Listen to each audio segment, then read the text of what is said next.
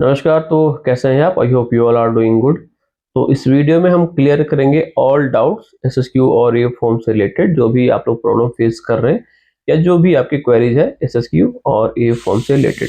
ठीक है, क्योंकि कमेंट सेक्शन भरा पड़ा है एसएसक्यू और ये फॉर्म के रिगार्डिंग, तो इसमें हम बात करेंगे। साथ ही आपको बता दें कि अगर आपको मॉक इंटरव्यू देना है तो एक व्हाट्सएप नंबर आपको स्क्रीन पर दिख रहा होगा, आप उस पर व्हाट्सएप करके क्वेरी कर सकते हैं। चैनल पर नए तो चैनल को सब्सक्राइब कर लीजिएगा, वीडियो को लाइक कर दीजिएगा। सबसे पहला जो डाउट है कैंडिडेट से कि एसएसक्यू और ए फॉर्म फिल करने का लास्ट डेट क्या है। तो आपको बता दें कि इसका कोई भी लास्ट डेट नहीं है। आपका इंटरव्यू जिस डेट को है उससे 2 दिन पहले या 3 दिन पहले मैं रिकमेंड करूंगा कि आप फॉर्म फिल कर लें एसएसक्यू और ए फॉर्म। ठीक है, क्योंकि अगर कोई प्रॉब्लम फेस अगर आप करते हैं तो उसका सोल्यूशन कहीं से आप ढूंढ पाए। ठीक है ना। तो एसएसक्यू और ए फॉर्म का कोई भी लास्ट डेट नहीं है। पहला डाउट था वो आपका क्लियर हो गया। दूसरा जो डाउट है वो है आपका आइडेंटिटी सर्टिफिकेट से रिलेटेड। बहुत लोगों को डाउट ये है कि आइडेंटिटी सर्टिफिकेट पे जो लिखा गया है कि प्रिंसिपल या हेड से साइन करवा सकते हैं किसी भी कॉलेज या यूनिवर्सिटी से जहां से आप पास आउट हैं, तो क्या वो गवर्नमेंट कॉलेज होना चाहिए या गवर्नमेंट इंस्टीट्यूट होना चाहिए? तो ऐसा बिल्कुल नहीं है। आप अगर प्राइवेट कॉलेज से या इंस्टीट्यूट से अगर आप पास आउट हैं, 12th या ग्रेजुएशन या उसके आगे जो भी आपने पढ़ाई की है, तो वो प्राइवेट कॉलेज हो या गवर्नमेंट कॉलेज हो, कोई भी, उससे कोई फर्क नहीं पड़ने वाला है। आप वहां के प्रिंसिपल से या हेड से साइन करवा सकते हैं। एक और डाउट है आइडेंटिटी सर्टिफिकेट से लेकर के कि क्या मैं सर जहां से मैंने 12th करा है क्या मैं वहां के हेड से या प्रिंसिपल से साइन करवा सकता हूँ, या जहां से मैंने ग्रेजुएशन कंप्लीट करा है क्या वहां के हेड या प्रिंसिपल से साइन करवा सकता हूँ? तो आपको बता दें कि उसमें साफ साफ लिखा हुआ है कि जहां से आपने लास्ट डिग्री पास आउट हुए हैं। ठीक है, अगर ग्रेजुएशन के बाद से अगर आपने पढ़ाई नहीं की है आगे, तो आप जहां से ग्रेजुएशन किए हैं वहां के हेड से या प्रिंसिपल से साइन करवा सकते हैं।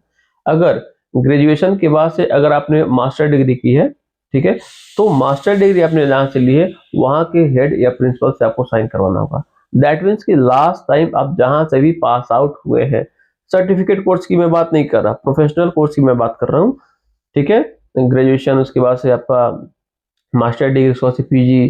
ठीक, तो प्रोफेशनल कोर्स की मैं बात कर रहा हूँ, मैं सर्टिफिकेट कोर्स की बात नहीं कर रहा जो 1 साल या 6 महीने का होता है। ठीक, तो आप वहां के हेड से या प्रिंसिपल से साइन करवा सकते हैं। ठीक है, दूसरा जो प्रॉब्लम फेस कर रहे कैंडिडेट वो है एक लीगल एक्शन करके होगा आपको एएफ फॉर्म में। सेकेंड लास्ट जो सेक्शन फिल करना है वो है आपका लीगल एक्शन, और उसके बाद से डॉक्यूमेंटेशन एंड पेमेंट, उसके बाद से आप फॉर्म को सबमिट कर सकते हैं। पेमेंट कुछ चार्जेस नहीं है, लेकिन वैसे पेमेंट दिखाता है उसमें। तो लीगल एक्शन में आपको इनवैलिड क्रेडेंशियल करके आ रहा होगा या इनवैलिड डाटा या डाटा नॉट सेव्ड ऐसा लिख करके आ रहा होगा।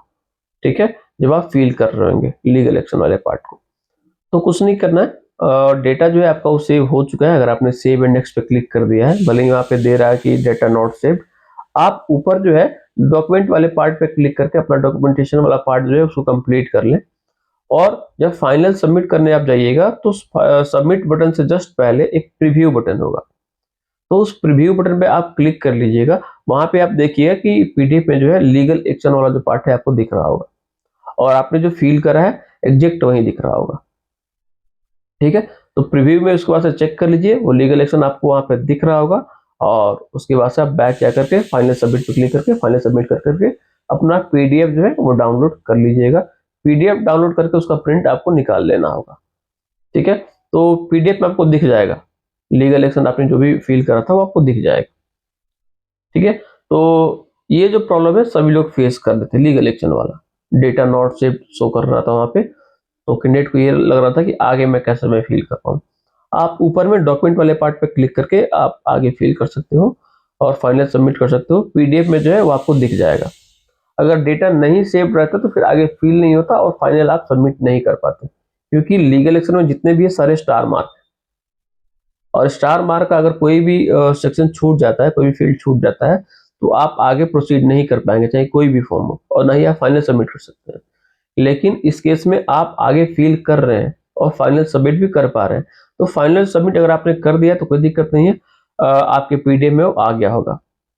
तीसरा जो डाउट है कि क्या आइडेंटिटी सर्टिफिकेट को अपलोड करना है, या सर मैं आइडेंटिटी सर्टिफिकेट अपलोड करना भूल गया हूं, तो आपको बता दें कि जहां भी फॉरेन विजिट का जो परफॉर्मा सबसे लास्ट में होगा, वो पीडीएफ जो जहां अपलोड करना है सबसे लास्ट में उसको अपलोड करना है, लीगल फॉरेन विजिट परफॉर्मा को और आइडेंटिटी सर्टिफिकेट को।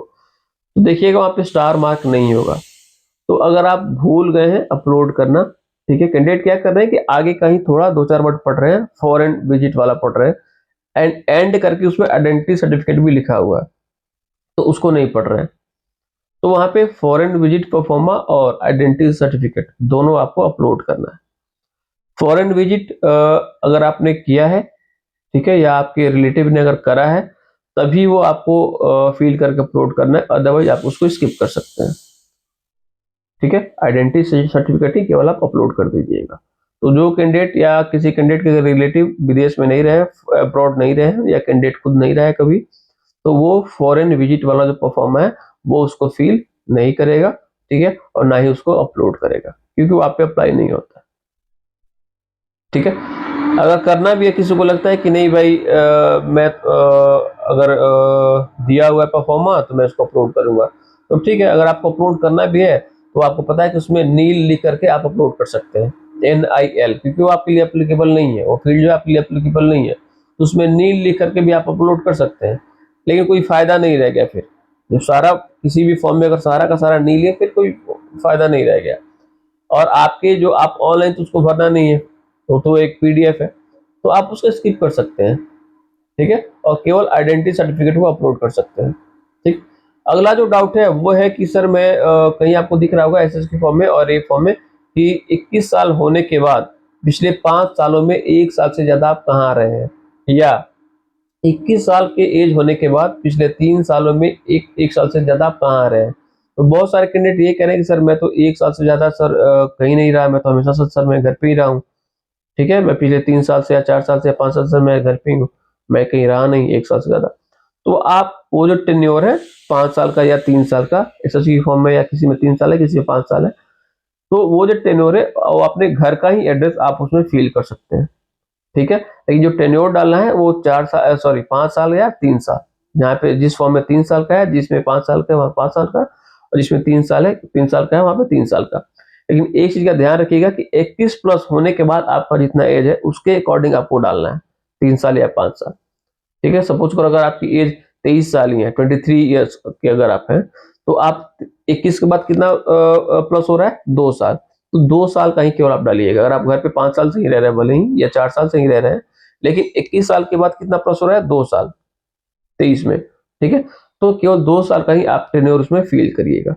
तो आई होप कि आपके सारे डाउट्स क्लियर हो गए होंगे। फिर भी अगर कोई डाउट्स है आपके तो आप कमेंट करिएगा, मैं कोशिश करूंगा आपको रिप्लाई कर दूं। और फिर से मैं रिपीट कर दूं कि मॉक इंटरव्यू के लिए आपको स्क्रीन पे व्हाट्सएप नंबर दिख रहा होगा, आप जो इस पे व्हाट्सएप करके और क्वेरी कर सकते हैं। धन्यवाद।